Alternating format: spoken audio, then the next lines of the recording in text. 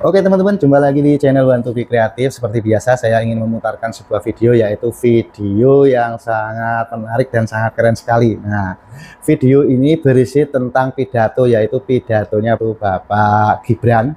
Dan di sini Bapak Gibran menyampaikan visi misi Bapak Presiden kita, yaitu Bapak Prabowo. Tidak akan ada perubahan, tetap menjalankan visi dan misi itu.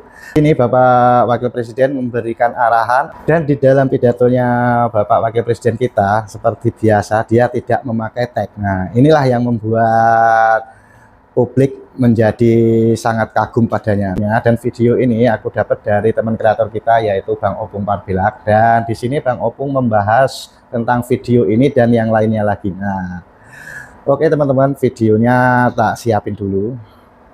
Oke teman-teman, video udah siap. Dan untuk menyikapi isi video ini dan pembahasannya, teman-teman pakailah akal yang sehat dan ambil positifnya. Oke teman-teman, tidak lama-lama, mari kita lihat dan kita tonton videonya. Kalian masih ingat waktu Pilpres kemarin Mahfud MD berkata apa? Adalah dosa besar bagi bangsa ini membiarkan seorang mama-mama melahirkan dan membesarkan anak-anak yang tak beretika. Yang dimaksudnya adalah Gibran. Kau tengok dulu ke sini Mahfud. Kau tengok dulu ke sini. Orang yang kau bilang tak beretika, anak yang kau bilang tak beretika, dia sekarang sudah berbicara, memberikan pidato di depan kepala daerah. Memberikan motivasi, inspirasi, dan juga memberikan pandangan. Kau jadi apa? Jadi apa? Makanya aku bilang ya, jangan pernah melemparkan kata-kata tidak baik kepada orang lain. Karena apa? Ketika kata-kata tidak baik itu tidak diterima orang tersebut, itu akan kembali kepadamu. Nyatakan kau nggak jadi apa-apa. Begitu juga ini nih. Udah nampak kan? Apa katanya? Kita dengarkan dulu. Kok loncat-loncat dia?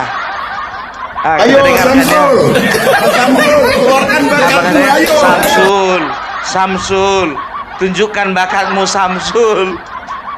Masinton, ku bilang sama kau, anak yang kau bilang Samsul sekarang sudah jadi wakil presiden.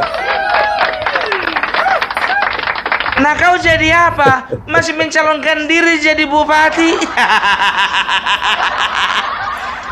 Dari tingkat pusat loncat terjun ke bawah 2 tingkat.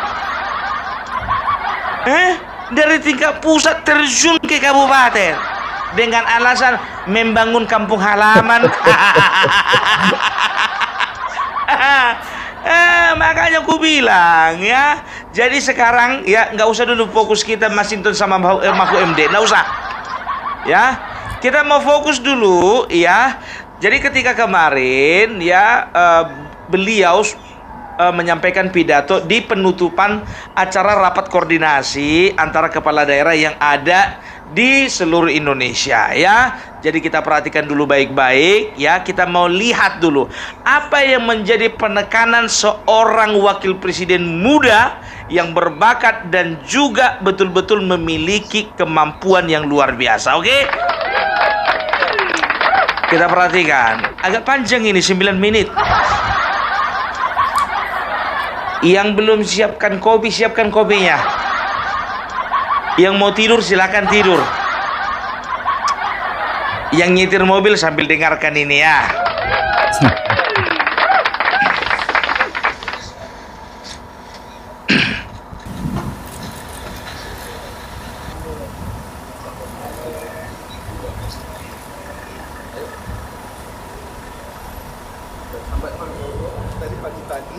Ada satu pada lagi, mohon dengan sangat berat kemudian bisa membantu dengan teman-teman hidupnya agar dan kami ucapkan selamat datang kepada Wakil Presiden Republik Indonesia Bapak Gibran Rakabuming. Kita berikan aplaus Bapak Ibu sekalian.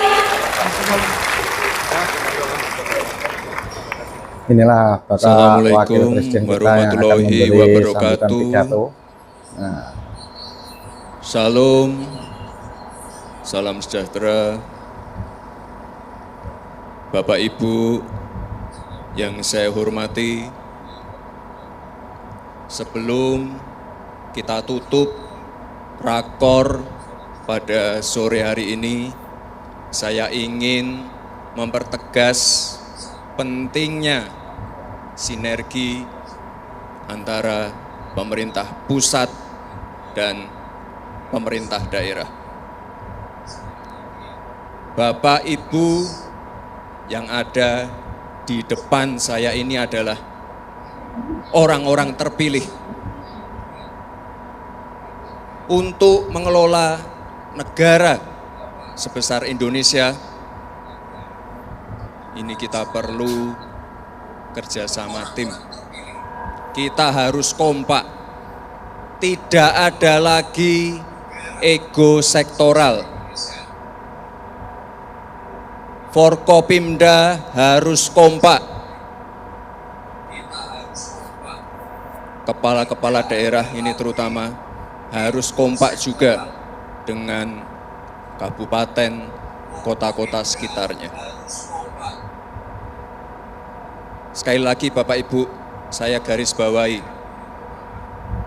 tidak ada visi lain selain visi Bapak Presiden Prabowo.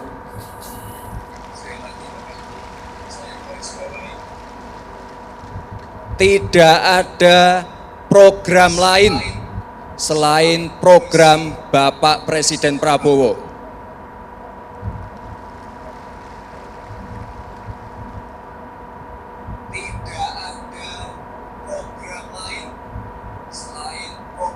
Ini mungkin Pak Mendagri, mungkin tahun depan ini rakornya kita geser aja ke Akmil Magelang.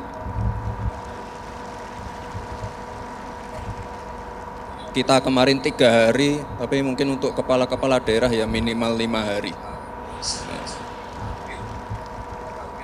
Penting ini Bapak Ibu, sekali lagi, biar semuanya sinergi, satu visi, satu misi untuk Indonesia emas. Bapak Ibu yang saya hormati, dalam kesempatan ini saya juga ingin memberikan apresiasi kepada daerah-daerah yang memberikan perubahan signifikan dan juga pertumbuhan ekonomi di daerah-daerahnya. Coba ditampilkan. Nah, ini ada untuk pertumbuhan ekonomi ya. Papua Barat ada. Wah, ini luar biasa sekali. Ini kalau nggak salah dari ini ya Pak, pertumbuhannya dari ekspor LNG ya Pak ya. Ini luar biasa sekali. Lalu Sulawesi Tengah, ini luar biasa juga. Ini Sulawesi Tengah. Oh Ibu, ini luar biasa juga. Ini dari nikel, Lalu dari Maluku 6,2%. Ini dari pertanian perdagangan ya Pak ya. Ini luar biasa sekali. Sekali lagi Bapak Ibu, ini target dari Pak Presiden Prabowo sudah jelas 8%. Jadi Bapak Ibu harus kerja keras semua. Dulu saya ingat sekali, pertama kali dilantik menjadi wali kota itu pada waktu COVID. Pertumbuhan ekonominya Solo itu minus 1,74%. Lalu kita kerja keras, kerjasama dengan TPID. Ini kebetulan kalau Pak Mendagri tiap Senin rajin mengontrol inflasi di tiap-tiap kota. Minus 0,174, lalu naik 4%, lalu naik lagi ke 6,25%. Jadi sekali lagi Bapak Ibu, ini butuh kerja keras kita semua. Lalu satu lagi ada MCP. Ini kepala daerah pasti tahu MCP. Ini paling tinggi. Oh, ada Surakarta juga. Ada yang dari Surakarta? Pak PJ Wali. Enggak ada. Waduh. Waduh. Nanti saya cari. Ada? Oh, ada. Maaf. Oke, ini yang paling tinggi Bali, Surakarta, Sragen. Jadi ini penting sekali Bapak Ibu. Dulu juga sama, waktu saya pertama kali dilantik, Solo itu termasuk rendah, cuma 65.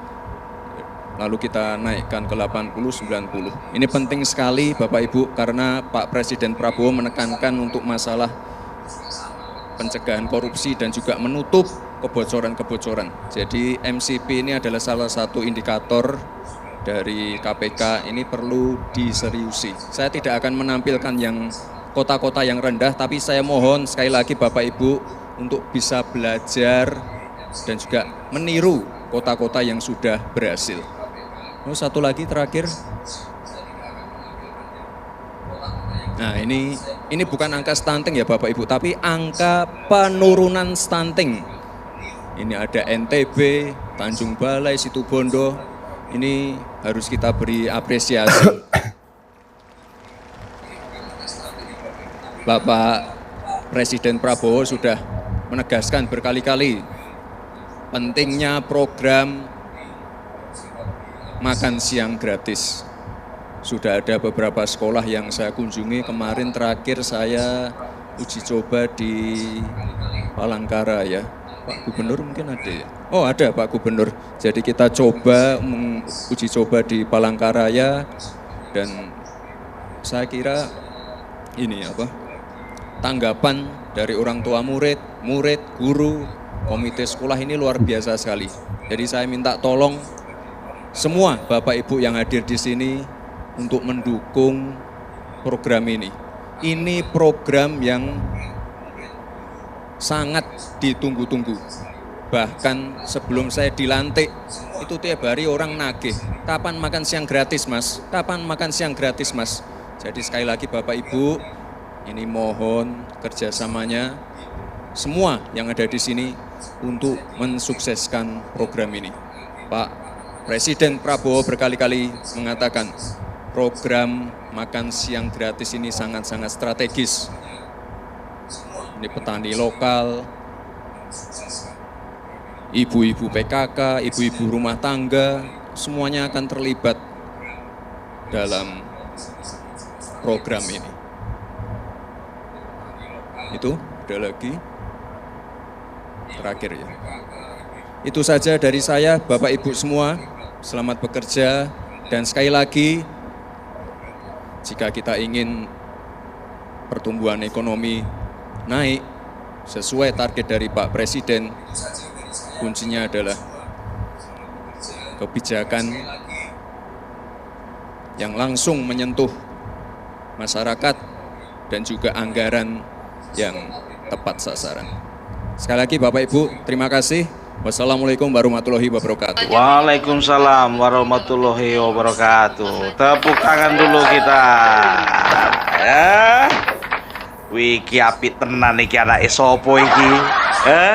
Iki mesti wong tuwene iki duwe tata krama sing apik. Keren. Kalau misalnya ini dibilang anake Amin Rais, aku ora percaya. Aku ora percaya. Anake Anies Baswedan aku ora percaya. Apalagi anake April Harun, aku ora percaya. Tapi kalau iki modeli anak Bapak Joko Widodo, wis keren. Ini yang dicari-cari selama ini. Ya, coba kapan lagi kita punya wakil presiden yang energik, yang tidak duduk diam di bangku.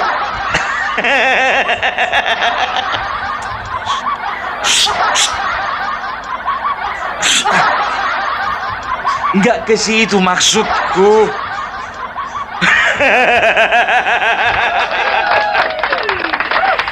Ya maksudnya kalau bisa kita perhatikan, wakil presiden yang sekarang sepertinya menunjukkan tanda-tanda lebih produktif daripada wakil presiden yang dulu.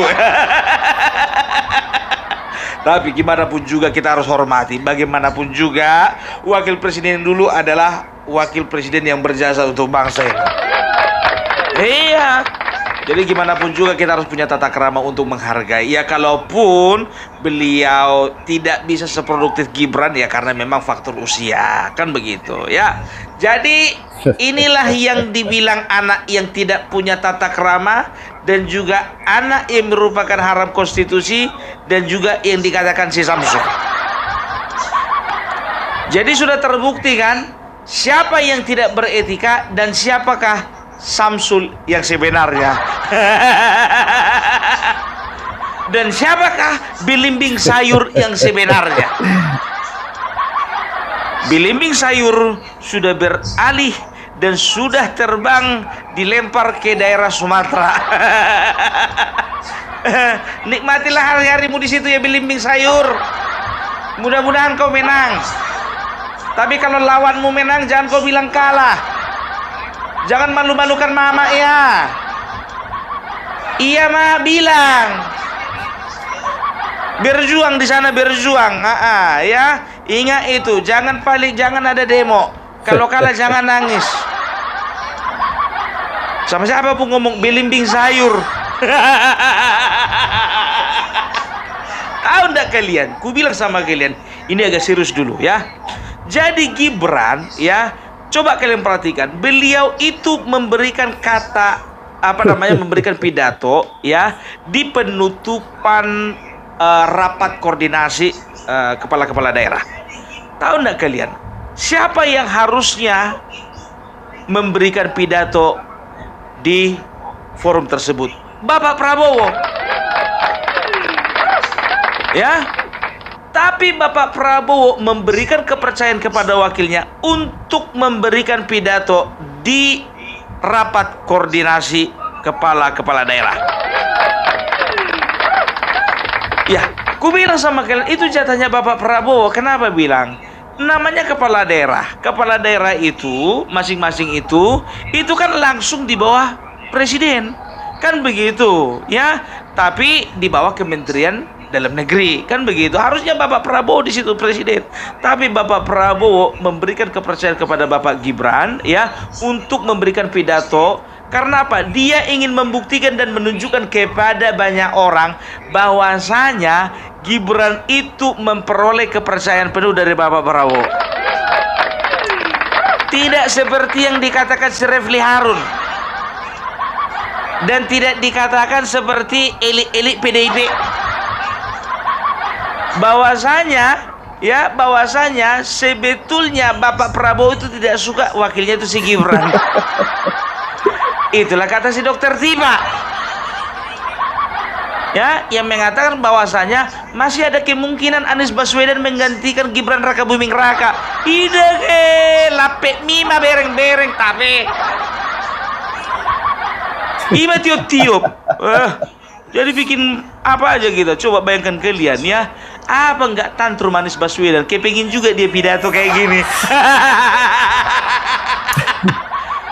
Makanya gue bilang, jujur aja gue bilang sama kalian ya, yang melihat pidato itu kalau kayak kita senang ya kan. Tapi kalau Anies Baswedan ya, setelah itu elit-elit PDIP sakit hati.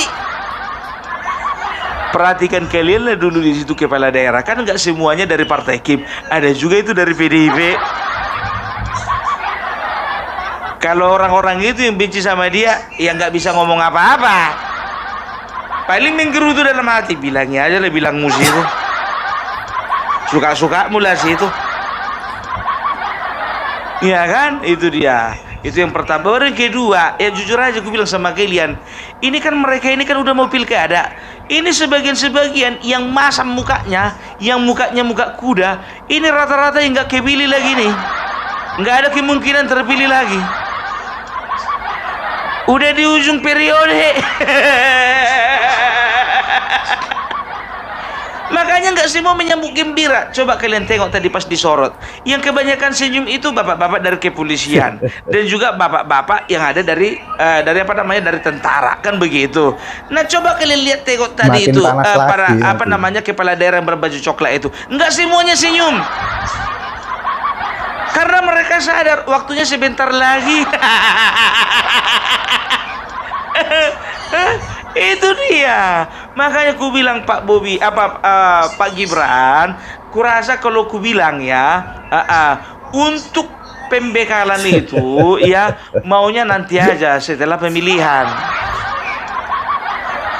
Pung salah pung, itu bukan pembekalan, rapat koordinasi. Oh iya betul. Karena Bapak Gibran sendiri mengatakan bahwasanya untuk kedepannya mereka perlu ada pembekalan, dan pembekalannya itu akan dibuat di Magelang. Ya, karena apa? Karena beliau berpandangan bahwasanya ini penting supaya apa? Supaya mereka boleh bersinergi antara satu kepala daerah dengan kepala daerah lainnya. Itu dia, ya. Dan tahu tidak kalian apa penekanan berikutnya? Beliau katakan bahwasanya ingat, yang ada hanyalah visi Bapak Prabowo, bukan visi kalian. Itu aku tambah-tambahnya itu. Bukan juga visi ketua umum kalian. Sebentar dulu Pak Gibran, perasaanku semua ketua umum udah gabung di Kim. Cuman satu yang belum Pak. Iya kan? Atau bukan visi dari pribadi kalian? Karena beliau ya sudah belajar dari Bapak Joko Widodo, bapaknya sendiri ya, bahwasanya jangankan kepala daerah yang banyak itu, kemarin aja Bapak Joko Widodo ya membawahi kabinet yang anggotanya hanya sekitar 40-an orang lebih, itu nggak semuanya satu visi. Makanya ada reshuffle. Di reshuffle lah Rizal Ramli. Begitu juga Anies Baswedan, Tom Lembong, karena mereka punya visi sendiri-sendiri gitu loh ya. Maka ini perlu ditekankan kepada setiap kepala daerah supaya apa? Supaya ada kesesuaian antara visi dari pusat sampai ke bawah, kan begitu. Dan dia juga sebetulnya sedang menekankan bahwasanya jangan main-main dengan korupsi. Dan dia secara implisit ya mengatakan bahwasanya hati-hati kalian, kami monitor. Gerak-gerik kalian dimonitor. Itu dia. Makanya aku bilang kepala daerah sekarang ya itu nggak bisa sesuka-sukanya, nggak kayak dulu lagi. Coba bayangkan kalian dulu, siapa menterinya? Bapak Tito Karnavian. Siapa beliau? Beliau itu adalah dari kabinet sebelumnya. Itu dia. Ingat ya, ingat, jangan ada yang dipolitisir. Isi pidato ini jangan ada coba-coba politisir ya. Oh, Pung, banyak kali ceritanya itu dia hanya ingin memastikan supaya kepala daerah bisa mengkondisikan mengkondisikan situasi di lapangan menuju pilkada. No. Ya, nggak sebodoh itu dan juga tidak sepeci itu ya kepala negara kita, tidak ya. Dan juga penekanan berikutnya ya, beliau itu memuji beberapa provinsi yang ada di Indonesia. Yang pertama Papua Barat, luar biasa ya, Papua Barat. Setelah itu ya ini pertumbuhan ekonominya ya. Setelah itu ada Sulawesi Selatan. Setelah itu ada daerah Maluku ya. Setelah itu beliau juga menekankan ya ada indeks pemberantasan korupsi ya. Jadi yang agak naik katanya itu Surakarta, Bali, Situbondo dan lain sebagainya. Situbondo enggak, ada beberapa daerah lainnya ya. Jadi beliau itu makanya aku bilang ya, sampai yang indeks prestasinya pun juga rendah ya mengenai pemberantasan korupsi, beliau tidak memperlihatkannya dan tidak menyebutkannya di dalam forum. Itu artinya apa? Inilah yang menandakan beliau ini punya etika. Tidak seperti yang dibilang orang PDIP nggak punya etika. Ya nggak, bagi mereka nggak punya etika. Karena apa? Karena Bapak Gibran di tengah jalan meninggalkan mereka. Bagi mereka dia nggak beretika. Tapi bagi kita ini adalah generasi muda yang paling beretika. Ya itu dia. Terus apa lagi mengenai stunting? Oh ya, jadi di situ juga ada beberapa kepala daerah yang mengatakan bahwasanya ada peningkatan kualitas kesehatan sehingga menyebabkan turunnya angka stunting, seperti Tanjung Balai, Situbondo dan juga daerah mana ya, lupa aku ya. Jadi kalau aku katakan ini menjadi perhatian pemerintah, bahwasanya kalau misalnya anak-anak mengalami stunting itu adalah tanda bahwasanya negara tersebut masih bergumul di dalam kemiskinan. Iya, itu dia, negara makmur nggak mungkin ada stunting, kan begitu. Nah, bicara tentang stunting, Ini ada korelasinya dengan makan siang bergizi gratis. Ya, makanya Bapak Prabowo selalu menekankan, siapa yang tidak setuju dengan makan siang gratis, keluar. Ya, jangan ada di kabinet saya. Ya, jadi artinya setiap kementerian yang bersinergi atau yang ada relasinya dengan program makan siang bergizi gratis ini memang harus memastikan bahwasannya mereka harus mempersiapkan segala sesuatunya dengan baik. Karena memang bukannya bilang apa, ya coba bayangkan kalian, India saja ya, yang kalau kita lihat videonya makanannya itu di pinggir jalan sering bunyi-bunyi klakson, yang kadang-kadang kebanyakan bawangnya daripada isinya, yang toppingnya kebanyakan bawang, cabai rawit, paprika, bawang, cabai rawit, paprika. Awak aja pun nggak selera makan, ya kan begitu. Sedangkan negara India pun juga melakukan program makan siang gratis. Makanya sekarang ya kualitas manusianya di India itu sekarang luar biasa di Asia. Ya sudah hampir menyamai China ya. Sehingga makanya kita bisa lihat bagaimana India boleh memproduksi barang-barang ya, memproduksi banyak hal sama seperti negara China. Dan Indonesia bisa dikatakan kita optimis Indonesia lebih besar lagi daripada negara India.